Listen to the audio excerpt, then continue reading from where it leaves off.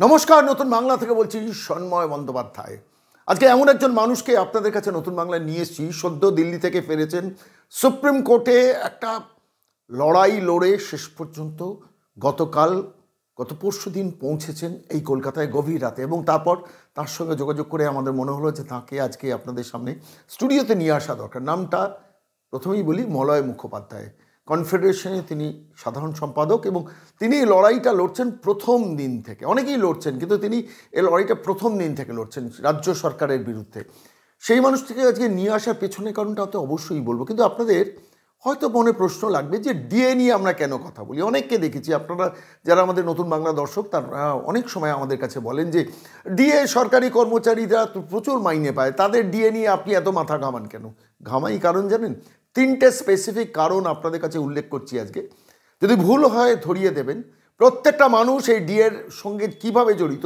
প্রথমত ধরুন, আমার আপনার সন্তান, আপনারা যারা নতুন বাংলা দর্শক, আপনাদেরও ঘরের সন্তান হয়তো বড় হচ্ছে, ছোট থেকে বড় হচ্ছে, সেও হয়তো একটা সরকারি পরীক্ষায় চাকরি দেবে, চাই সরকারি চাকরির পরীক্ষায় হয়তো বসবে। যদি সাদা খাতার জমা না দিয়ে শেষ পর্যন্ত যোগ্যতার ভিত্তিতে উত্তীর্ণ হয়, সেও সরকারি চাকরি করবে, এবং সরকারি চাকরি করার পর আজকের যে বৈষম্য, সেই বৈষম্যের শিকার সেও হবে। ধরুন, পাশের রাজ্য বিহার 46% দিয়ে দিচ্ছে, এই পশ্চিমবঙ্গ 10% দিচ্ছে, তাহলে সে ক্ষতিগ্রস্ত হচ্ছে না? ভেবে দেখুন, প্রশ্ন নিজেকে করুন। ধরে নিন আপনার বাড়িতে কেউ সরকারি কর্মচারী নন, আপনি রিলাক্টেন্ট থাকতে পারেন না, আমার আরে সরকারি কর্মচারীরা ডিএ নিয়ে আন্দোলন করছেন, মামলা করছেন, আমার কি এসে যায়? অবশ্যই।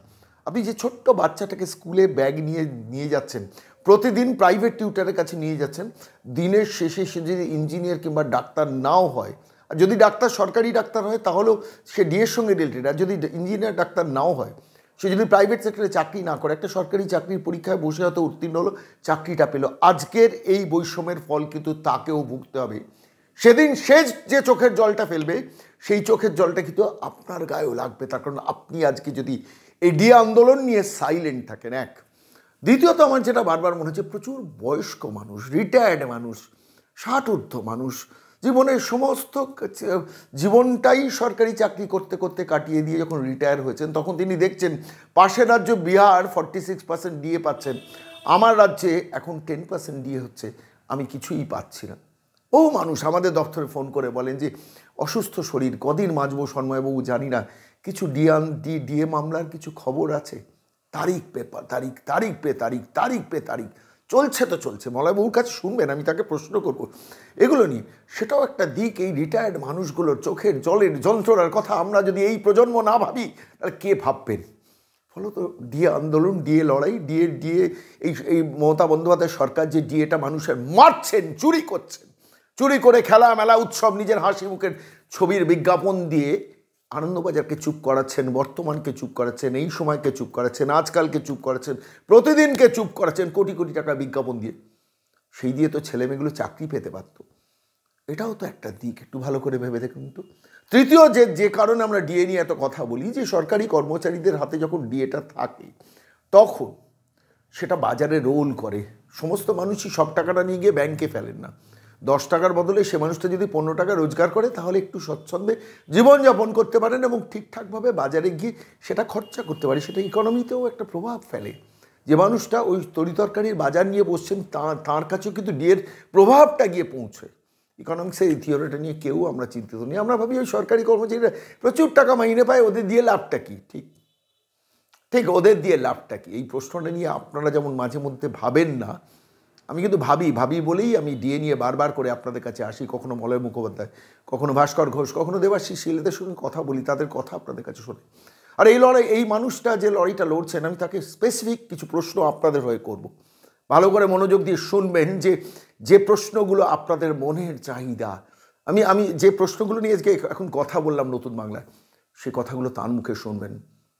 আমাদের আনন্দের খবর যে অন্তত এই মুহূর্তে দাঁড়িয়ে মিডিয়াতে সর্বপ্রথম মলয় মুখোপাধ্যায়কে আমরাই ধরেছি, আমরাই তার সঙ্গে কথা বলেছি। ডিএ আন্দোলন তারিখ পে তারিখ, সুপ্রিম কোর্টে কী চলেছে, গত বছর 2022-এর শেষ থেকে 2023 ক্রস করে গেছে, 2024, 12, 13, 14টা বোধহয় ডেট ক্রস করে গেছে। ডিএর ডেট আর ওঠে না, উঠলেও স্কিট করে বেরিয়ে যায়। কেন বেরোয়? এখানেও কি মনু সিংভির খেলা?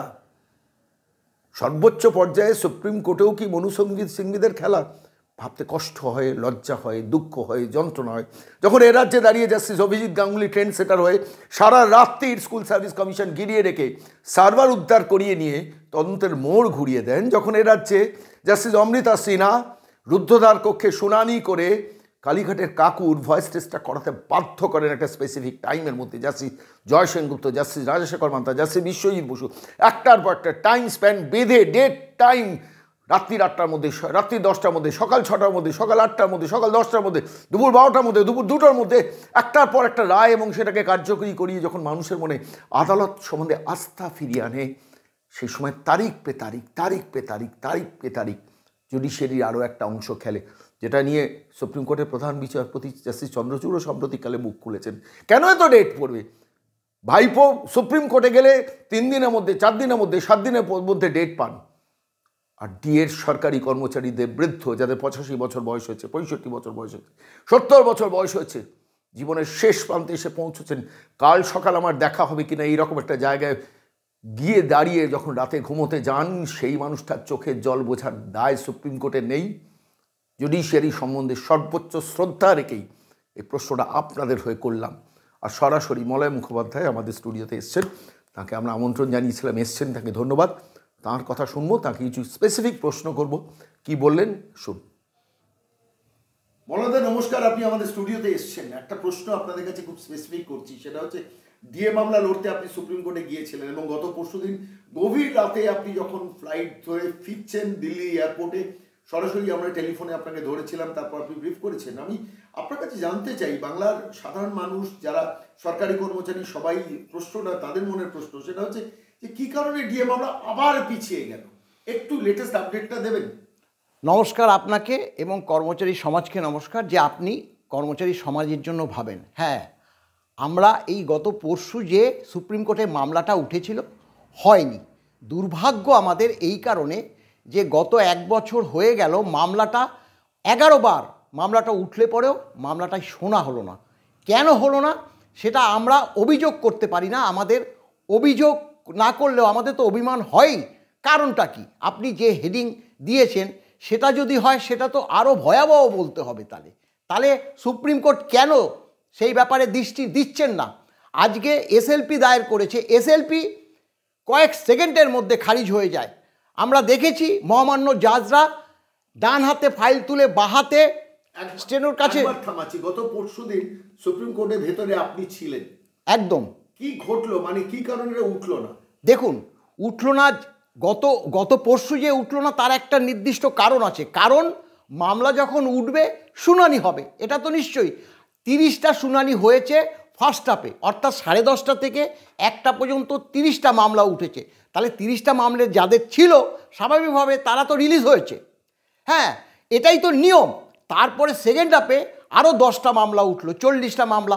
আমাদের 60 নম্বরে ছিল, 60 নম্বরের মামলা আসেনি, তাই মামলা ওঠেনি। এর একটা নির্দিষ্ট কারণ আমরা বুঝতে পেরেছি। কিন্তু সেম এর আগে 3রা নভেম্বর 2023-এ যে মামলাটা যখন উঠেছিল 60 নম্বরেই ছিল, তখন তো 1:16 মিনিটে উঠেছে শেষ মামলা। তাহলে জাজদ্বয় কেন উঠে গেল? এই প্রশ্নটা তো প্রতিটি সরকারি কর্মচারী আমাদের কাছে রেখেছে যে 1:16 মিনিটে মামলা ওঠার পরেও কেন জাজদ্বয় শুনলেন না মামলাটা? শুনতে পারতেন।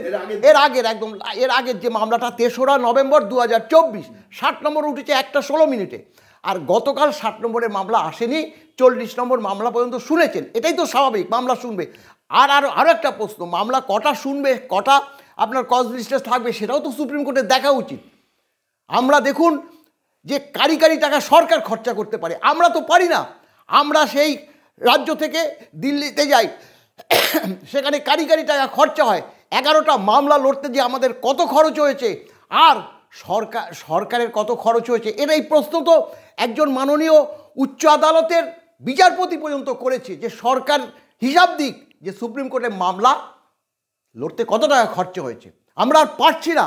আমরা দেখুন যে কর্মচারী সমাজ যারা অবসর নিয়েছে, মানে দুঃখ হয়, বেদনা হয়, তারা প্রায় 90 বছর 95 বছর বয়স, তারা আমাদেরকে কুর্নিশ জানাচ্ছে, আমাদেরকে কিছু অল্প পয়সা সাহায্য করছে যে মলয়বাবু আপনারা যেভাবে লড়াই করছেন আমাদের আজও আশা আছে। কিন্তু বেদনা কেন হয় জানেন তো? যারা হয়তো আমাদের কিছু আর্থিক সহযোগিতা করেছে কিন্তু তারা আজকে নেই, তারা আজকে নেই। কারণ তারা যদি এই বকেয়া ডিএটা পায়, অন্তত আর্থিকভাবে যতদিন বাঁচে তারা সচ্ছলভাবে একটা স্পেসিফিক প্রশ্ন, 2022-এর নভেম্বর মাসে প্রথম সুপ্রিম কোর্টে রাজ্য সরকার যায় একটা এসএলপি ফাইল করে, তারপর থেকে গত পরশু পর্যন্ত কদিন উঠলো সুপ্রিম কোর্টে মামলাটা, আর শুনানি হলো না। 11তম উঠেছে, একদিনও শুনানি হয়নি। এইখানেই প্রশ্ন উঠছে সিঙ্গিদের খেলা কিনা। একটা আর স্পেসিফিক আরেকটা প্রশ্ন আপনার কাছে, আপনি যেহেতু প্রথম দিন থেকে এই মামলাটা লড়ছেন, এই স্টেপগুলো একটু বলবেন, স্যাট হাইকোর্ট এগুলো খুব শর্টে ছিল। একদম শর্টেই বলছি, 2016 সালে মামলাটা দায়ের করেছি এবং ডিসেম্বর মাস 2016-তে মেনশন করেছি। 17 ফেব্রুয়ারি প্রথম মামলাটা ট্রাইব্যুনালে উঠেছে। একটা হিয়ারিংয়ে আমাদের পরাজয় ঘটেছে, সেখানে বলেছে ডিএ ঐচ্ছিক। তার বিরুদ্ধে আমরা হাইকোর্টে গেছি, তখন আমরা অ্যাপিল মামলা করেছি, হাইকোর্টে গেছি। সেই হাইকোর্টে প্রধান বিচারপতি বেঞ্চে প্রথমে মামলাটা গিয়ে ওঠে। সেখান থেকে পরবর্তী দেবাশিস করগুপ্ত, শেখর ববি সরাফের বেঞ্চে যায়। সেখানেই আমরা মূল রায়টা পাই। সেখানেই বলে যে ডিএ শুধু আইনি অধিকার নয়, সাংবিধানিক অধিকার, সরকারি কর্মচারীদের দিয়ে দিতে হবে।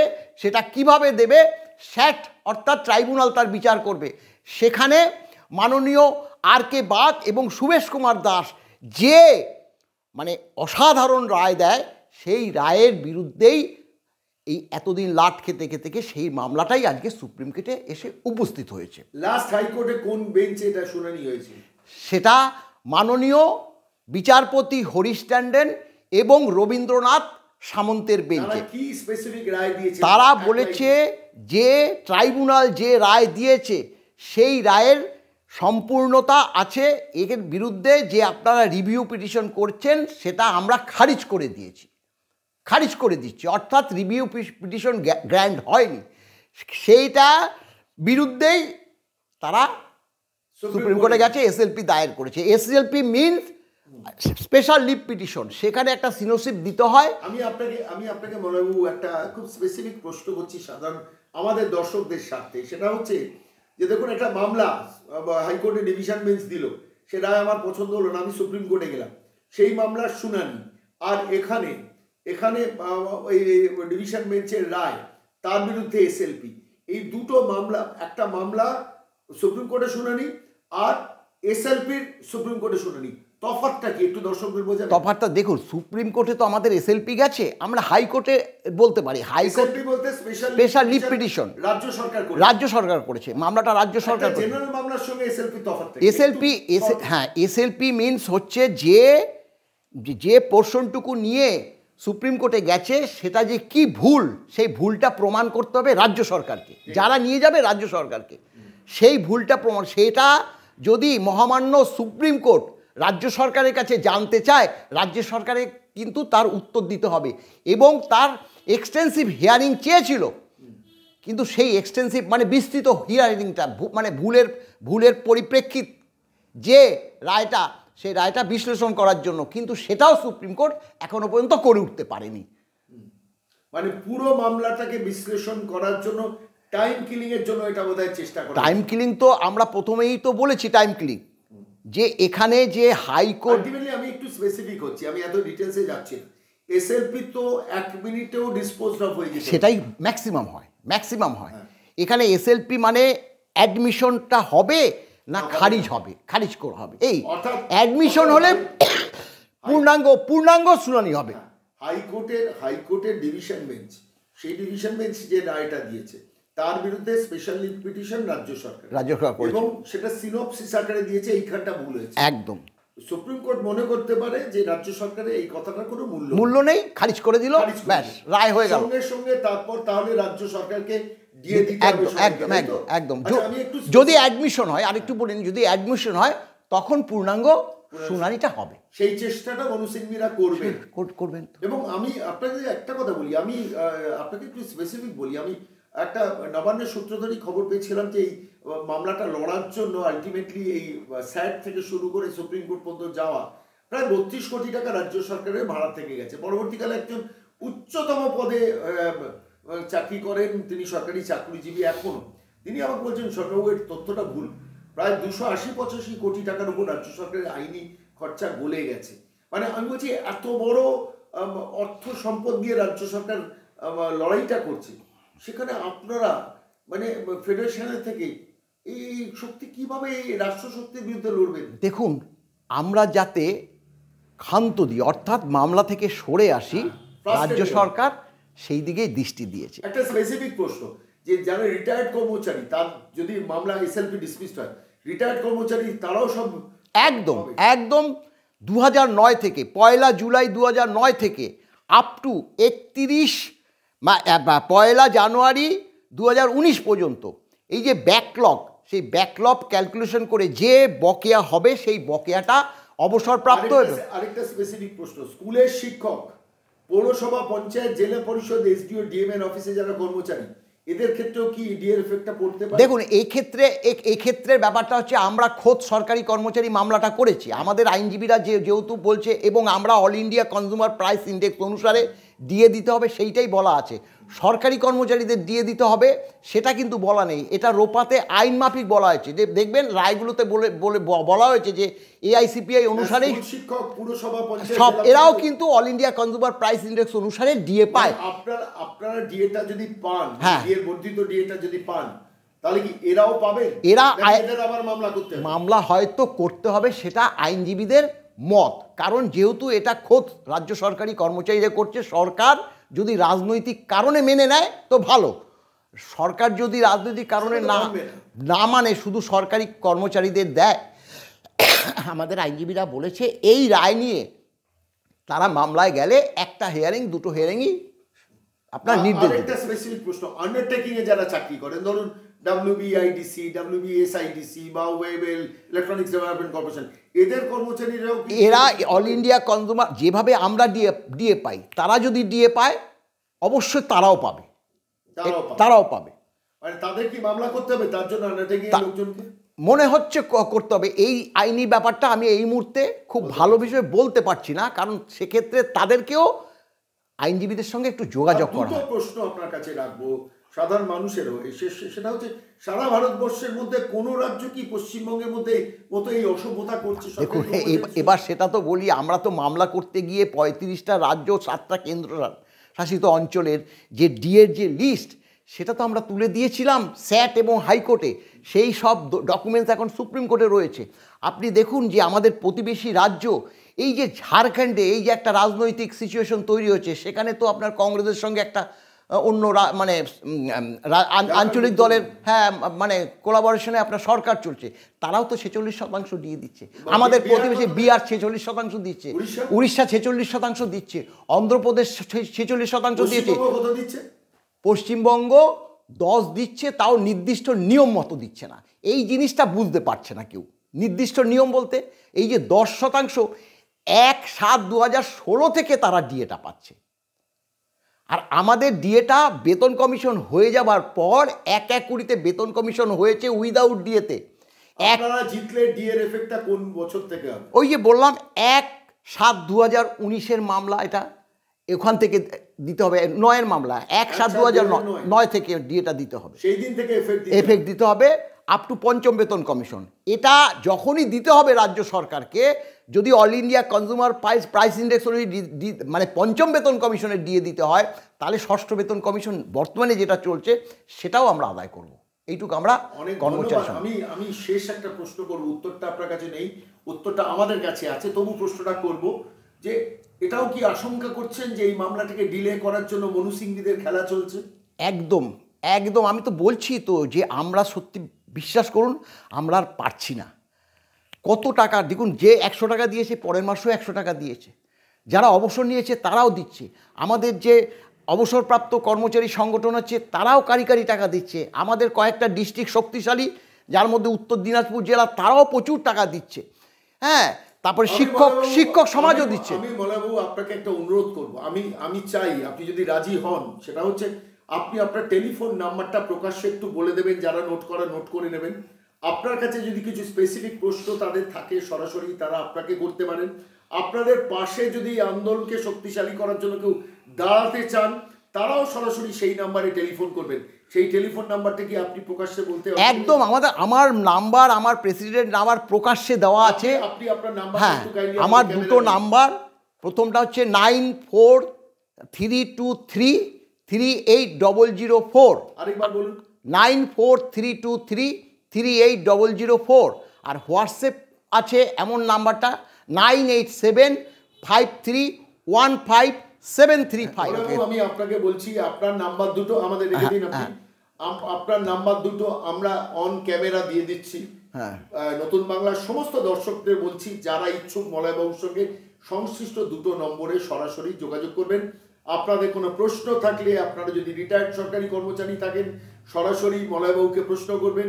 আপনাদের যদি কিছু লিখিত অভিযোগ থাকেন সেটাও করবেন। কোনো প্রশ্ন, যে প্রশ্নটা আমরা আপনাদের হয়ে করতে পারলাম না, সেই প্রশ্নটা মলয়বাবুকে সরাসরি করবেন। এবং মলয়বাবুদের এই আন্দোলনকে শক্তিশালী করার জন্য, এই লড়াইটাকে শক্তিশালী করার জন্য আপনারা যদি নতুন বাংলা দর্শক কেউ এগিয়ে আসতে চান মলয়বাবুদের পাশে, অবশ্যই তারা এগিয়ে আসবেন। সেটা আপনাদের ইচ্ছার উপর নির্ভর করবে। আপাতত এইটুকু থাক। মলয়বাবু, আপনাকে অনেক ধন্যবাদ নমস্কার বলে। আমি শুধু এইটুকু প্রার্থনা করবো, এই লড়াইয়ে আপনারা জিতে আসুন। আর অবশ্যই আরেকবার আপনাদের কাছে আপনাকে আমরা এই স্টুডিওতে আনবো। তবে তার আগে আমি নতুন বাংলা দর্শকদের কাছে আমি সন্ময় বন্দ্যোপাধ্যায় একটা অনুরোধ করছি। আমাদের নাম্বার আপনারা অনেকেই জানেন, তবু এই নাম্বারটা আরেকবার দিয়ে দিচ্ছি, 9830426078, 9830426078। এই নাম্বারটায় যদি আপনাদের কোনো প্রশ্ন থাকে, যে প্রশ্নটা পরবর্তীকালে মলয়বাবুর ইন্টারভিউকে মলয়বাবুকে সরাসরি জিজ্ঞেস করতে পারি, সে প্রশ্নটা লিখে পাঠিয়ে দেবেন। তবে মলয়বাবুকে সরাসরি যোগাযোগ করার নাম্বারটায় অবশ্যই যোগাযোগ করবেন যারা ইচ্ছুক মলয়বাবুর পাশে দাঁড়াতে এবং মলয়বাবুদের অবশ্যই আন্দোলনকে টেনে নিয়ে যাওয়া যেতে।